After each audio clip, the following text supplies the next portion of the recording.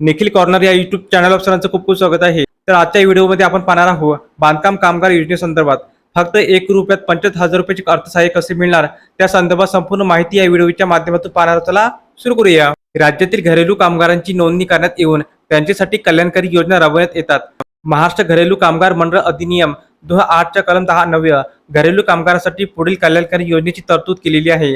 अपघात घडल्यास लाभार्थ्यांना तात्काळ अर्थसहाय्य पुरवणे, लाभार्थ्याच्या मुलाच्या शिक्षणासाठी अर्थसहाय्य देणे, लाभार्थ्याच्या अथवा त्यांच्यावर अवलंबून असलेल्या व्यक्तीच्या आजार उपचार करण्यासाठी वैद्यकीय खर्चाची तरतूद करणे, महिला लाभार्थ्याकरता प्रसूती लाभाची तरतूद करणे, लाभार्थ्याचा मृत्यू झाल्यावर कायदेशीर वारसात अंत्यविधीची खर्चासाठी रक्कम प्रदान करणे.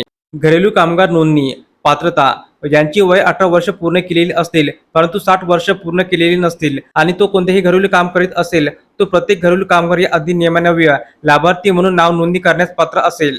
नाव नोंदणी अर्ज नमुन्यामध्ये विहित करण्यात येईल. नियम 9(1) अन्वये आणि मंडळाने प्राधिकृत केलेल्या अधिकाऱ्याकडे सादर करण्यात येईल. लाभार्थी म्हणून नोंदणीसाठी करावयाचे अर्जासोबत खालील कागदपत्रे असावीत. सुधारित मासिक नोंदणी फी ₹30 ₹1, अंशदान ₹5 ₹1 इतके शुल्क. चलन आणि मागणी अधिकर्ष पोस्टल ऑर्डर रोखीने भरण्यात यावी.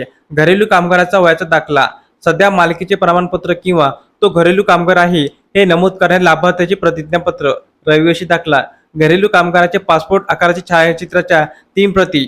लाभार्थी म्हणून घरेलू कामगाराची नोंदणी झाल्यानंतर सचिव त्याची नोंदवहीत घेईल. नोंदवही नमुना 6 नुसार असेल. ओळखपत्र लाभार्थी म्हणून घरेलू कामगाराची नोंद झाल्यानंतर मंडळ प्रत्येक लाभार्थ्याला ओळखपत्र देईल. असे ओळखपत्र नमुना 10 नुसार असेल. घरेलू कामगाराचे अंशदान ज्या घरेलू कामगाराची लाभार्थी म्हणून नोंद झाली असेल त्याला नोंद झालेल्या मंडळाकडे ₹5 इतका अंशदान दरमहा द्यावे लागेल. घरेलू कामगार योजना घरेलू कामगार कल्याण मंडळातर्फे राबवण्यात येणाऱ्या कल्याणकारी योजना सदर अधिनियमाच्या कलम 10 घरेलू कामगारांसाठी पुढील कल्याणकारी योजनेची तरतूद केलेली आहे.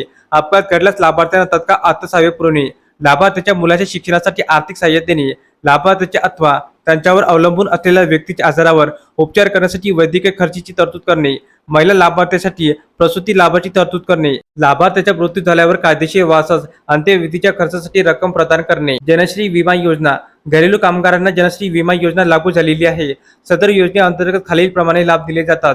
जनश्री सदस्य नैसर्गिक मृत्यू ओढवल्यास त्यांच्या वारसात ₹30,000 देण्यात येते. अपघाती मृत्यू ओढवल्यास त्यांच्या वारसास ₹75,000 देण्यात येते. अपघातामुळे कायमस्वरूपी संपूर्ण अपंगत्व ओढवल्यास सदस्यास ₹75,000 देण्यात येते. अपघातामुळे कायमस्वरूपी अंशतः अपंगत्व आल्यास सभासदास ₹37,500 देण्यात येते.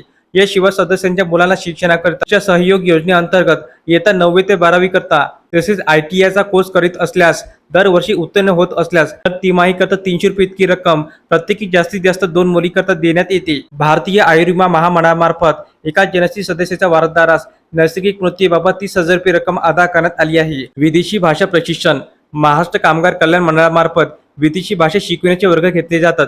नोंदणी घरेलू कामगारांच्या पाल्यांना विदेशी भाषा शिकावी यासाठी महाराष्ट्र कामगार कल्याण महामंडळाच्या सहकार्याने त्यांना विदेशी भाषा शिकविण्याची संधी देण्यात येणार आहे व यावर होणारा खर्च घरेलू कामगार कल्याण मंडळातर्फे करण्यात येणार आहे. घरेलू कामगार ऑफलाईन नोंदणी कशी करायची त्याची लिंक डिस्क्रिप्शन बॉक्समध्ये देण्यात आली आहे. त्यामध्ये आवश्यक ती माहिती भरून कागदपत्रासोबत कामगार कल्याणकारी मंडळाकडे जमा करावी. अधिकृत वेबसाईट महाराष्ट्र कामगार कल्याणकारी मंडळाची अधिकृत वेबसाईट ही डिस्क्रिप्शन बॉक्समध्ये देण्यात आली आहे. महाराष्ट्र शासन कामगार विभागाची कामगार अधिकृत वेबसाईट ही डिस्क्रिप्शन बॉक्समध्ये देण्यात आलेली आहे.